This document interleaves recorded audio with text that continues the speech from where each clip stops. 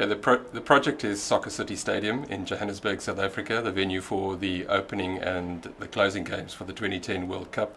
It's a renovation of an old stadium built in the early 80s, but it's basically a complete rebuild, getting the capacity up to nearly 90,000 people. And it represents an African pot or calabash, which is about bringing people together.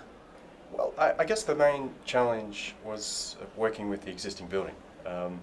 And that's true for a number of reasons. The first one was to ensure, through the preservation of as much of the existing building as we could, a link to the history of not just of the building itself, but of the site, and it has a great deal of significance in terms of the local history, post-apartheid history and pre, with regard to the ANC and so forth. So it had that kind of resonance, and what was difficult about that was that a great deal of the existing construction was of a relatively kind of rudimentary quality, and there had been a lot of movement of the structure over the years and so forth. And although we started out with the objective of maintaining about 90% of the western part and the entire lower bowl seating tier of the stadium here, we in fact had to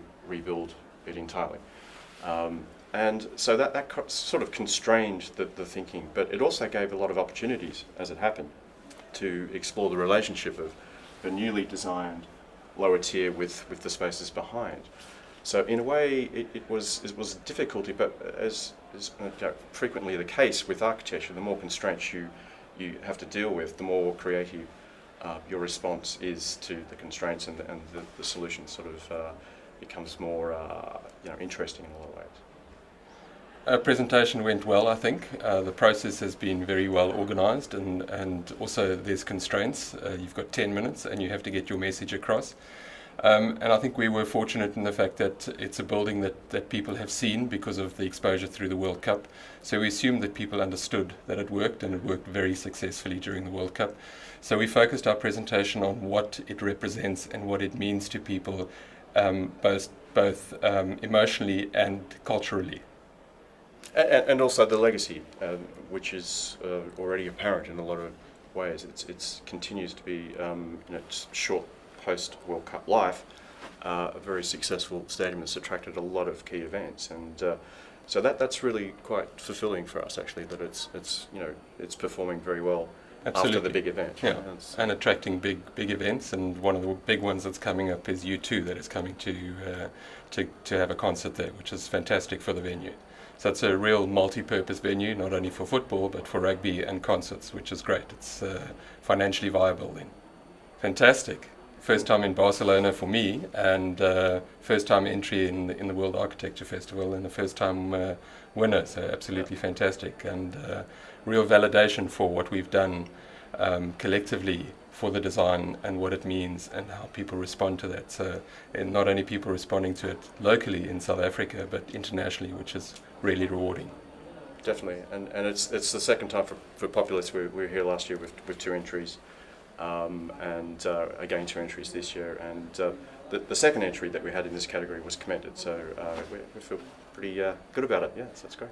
I think, based on, we're having discussions with winners from at least last year, and it's been very valuable to their practice, and also just their profile and the amount of interest in the countries. And the thing is, there are people from all over the world here, and there's that one example of one of the winners from last year in Oceania, where there was an amazing level of interest in the national press of quite a large country. So yeah, it's certainly high profile event, no doubt about that. So yeah, we're looking forward to experiencing that firsthand. Yes, absolutely, and I think that'll come as soon as we land back in Johannesburg. We'll certainly be mobbed by the local press. Informative, great to interact with architects. It's architects and architects talking about architecture, so that's been fantastic. And in the very short space of time that WAF has been around, it's for us has become sort of the benchmark of an international conference and the international award to win. We've been lucky enough to win. But despite that, it's a great benchmark for that's been set very, very quickly. So well done to them on getting it to that sort of prestige level. And there's just seems to be an enormous level of enthusiasm around, and everywhere, from the people giving presentations for their projects to the speakers, and just generally around. It's got a really good vibe.